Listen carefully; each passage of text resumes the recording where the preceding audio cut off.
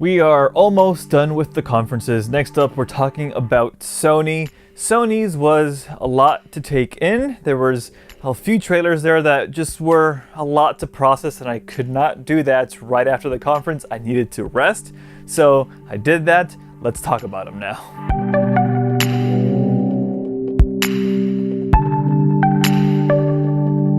Before we get into the show proper, I want to talk about a few things Sony did before E3 started. They announced a game every day for 5 days leading up to their showcase. And I want to talk about, I think 2 of those. First up, it's Tetris Effect. I love Tetris. I could never get enough of that game. It is a classic, of course. It is just something I could play at any time of day, at any day of the week, any week of the year. Now we're getting a version of Tetris by the same people who made Lumines and Rez. This game is going to be such a trip with its neon visuals and these space whales and space manta rays. Oh, it looks so good. And just listen to some of this music. There is no end in sight for us, nothing could measure the kind of strength inside our hearts, it's all connected. That game comes out later this fall, and I will be playing that immediately. Now, next up, we're talking about another Don't Nod game that got announced at this little pre-event thing, and this one's called Twin Mirror. Don't Nod seems to be working on a lot of stuff. Vampire just released, Captain Spirit is on its way, so is Life is Strange 2, and now we have Twin Mirror. I've said in previous videos that I really like what Don't Nod does. They pretty much held my attention after Life is Strange, and I am interested in whatever they make next. This seems like it's going to be some sort of psychological Alan Wake-ish adventure game. We don't know much more than that, but we do know that it will be coming in 2019. And now let's talk about the actual show itself. It was pretty strange at first. The pacing felt really off.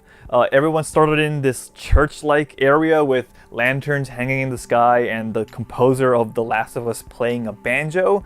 That eventually led into some gameplay trailers of The Last of Us Part 2. That's when the whole scenery made sense because it was modeled after the beginning of that trailer. We get a scene of Ellie with, I assume, a couple of her friends in this dance having a pretty good time for, a post-apocalypse. Ellie and the other girl embrace and begin to kiss before transitioning into a very violent scene of Ellie just stabbing a dude in the throat. It was a pretty sizable demo. It looked like it was actual gameplay. What made it a little skeptical was how fluid the transitions were between animations of characters and switching out weapons and like Ellie pulling out an arrow from her arm. But Naughty Dog is usually really good at that kind of stuff, and I would believe that they pulled this off in real time. The demo really focused on the combat. Ellie was seen hiding in bushes and behind cars and just trying to get out of this really messy situation. And again, it was very brutal. It was very intense. Not to say that The Last of Us 1 wasn't, but it felt strange to lead with this, especially because I'm not here for The Last of Us's combat. I'm here for its storytelling. Though, of course, maybe they just don't want to reveal a lot about that story just yet because it still seems a way off. We did not get a release date at the end of this demo. It looks interesting. I just hope we don't have to wait until, next year to see more of it. Maybe something at PSX or at Gamescom, but, that's still a little ways ahead.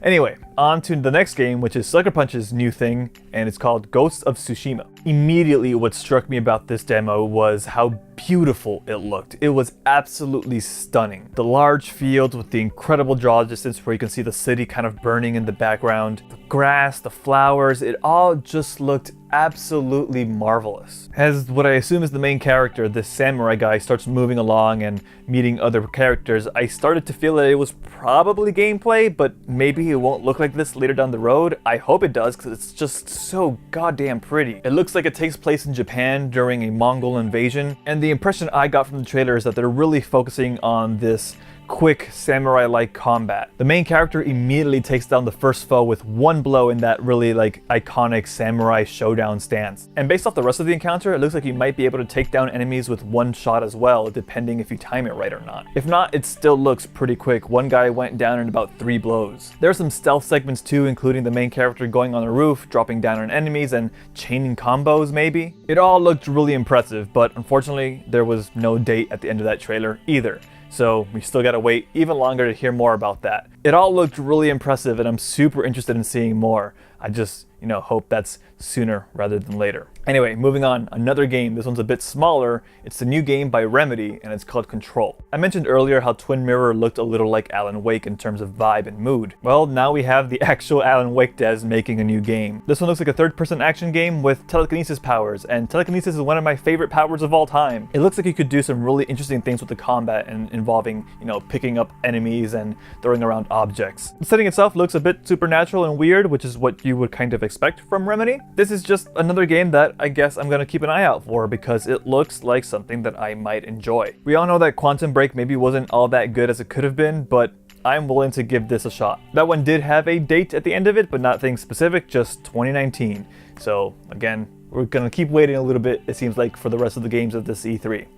Now, on to something that I did not expect to be talking about for a third time in these series of videos, but once again, it is time to talk about the Kingdom Hearts! This time we got a completely new trailer, not some minor edits here and there to make it slightly different. It reveals that the Pirates of the Caribbean world is coming back to Kingdom Hearts 3, which is interesting, to say the least, because it wasn't really my favorite of the worlds in Kingdom Hearts 2. It's probably one of my least favorites, actually. But I'm interested in seeing what they do with it because the trailer makes it seem pretty neat. The character models alone look really, really great. It's hard to believe that is a screenshot from a Kingdom Hearts game. It also seems like there might be boat combat in the Pirates of the Caribbean world, which, if you've seen the previous videos, you know I'm not super hot on, but hey, look, Kingdom Hearts is gonna do some weird shit. I also wonder how big the world is because it looks like you can move from land to sea just directly, just diving into the water and start swimming and fighting Heartless under there. And we got a little bit more teasing of the story. We got a better look at Kyrie's new design sitting with Axel, or should I say Lee. And then they closed the trailer off with something really weird. If you're a Kingdom Hearts fan, you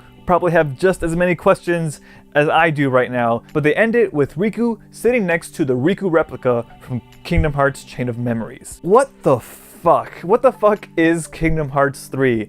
They're gonna have a lot of ground to cover in that game based off the craziness that's happened in the past 15 years of story. Oh god, I've wasted my life. Anyway, it's exciting. I'm just gonna say that up front. I am into this anime bullshit and I want to see where it goes.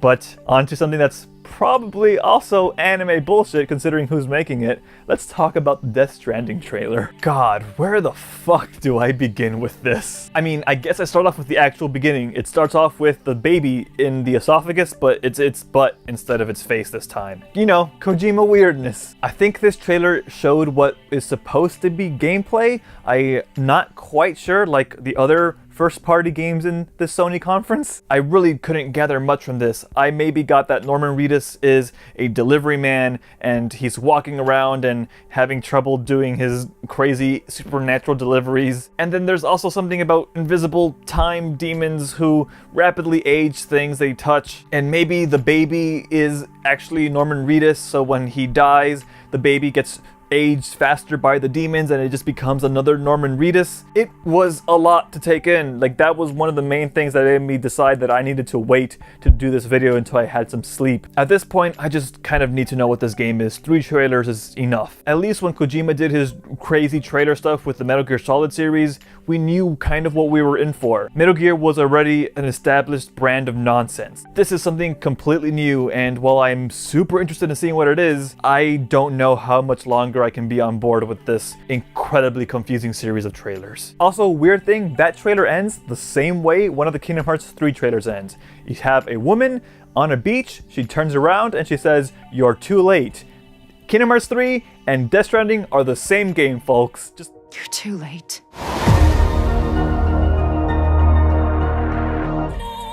You're too late. yeah, fucking hell, man. Death Stranding is weird. I don't know how much in me I have left to be able to process all those trailers, because that just needs to be a thing that exists and explained already.